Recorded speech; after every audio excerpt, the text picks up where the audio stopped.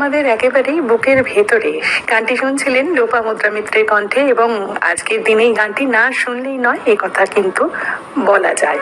তবে পরের বন্ধু চিঠিতে কি পাঠিয়েছেন, অবশ্যই শুভেচ্ছা তো থাকছেই, তার সঙ্গে সঙ্গে আরো কি লিখেছেন সেটা একটু পড়ে ফেলি। পরের বন্ধু গোপাল দাস, সিঙ্গুর, জলাঘাটা, হুগলি থেকে লিখছেন, এসো হে বৈশাখ, এসো হে বৈশাখ, বাংলা মায়ের কোলে, বাঙালির হৃদয়ে প্রতি ঘরে ঘরে। এসো হে বৈশাখ, আনন্দ ধারায় মুখরিত করে, দুঃখ কষ্ট যন্ত্রণা ফেলে দিয়ে এসো, ফেলে দিয়ে এসো যত অভাব অভিযোগ, অবহেলা বঞ্চনা রাগ অভিমান। এসো হে বৈশাখ, প্রেম ভালোবাসার ডালি নিয়ে, তুমি এসো মানবিকতার হাত ধরে, তুমি এসো সৃষ্টি উচ্ছ্বাস আনন্দ সাগর নিয়ে। আজ পয়লা বৈশাখ, প্রতি মনে জেলে দাও আশার প্রদীপ, ইতিবাচক ভাবনায় সৃষ্টির সাধনায় ভরিয়ে তোলো মন। এসো হে বৈশাখ, এসো অতি হৃদয়ে প্রেম নিয়ে।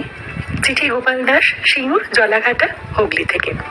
সুন্দর বার্তা রয়েছে আপনার সুন্দর চিঠির মাধ্যমে, এবং সত্যি তাই, এইভাবেই আমরা আবাহন করি, নতুন বছরকে হৃদয়ে ধারণ করি, মননে ধারণ করি, এবং আমাদের জীবন, প্রাত্যহিক জীবনে যে রোজ নামচায় আমরা আবদ্ধ, সেটাকে একটু ওলট পালট করে আবার নতুন করে সাজিয়ে নিয়ে নতুন পথ ধরে চলার চেষ্টা করি মাত্র।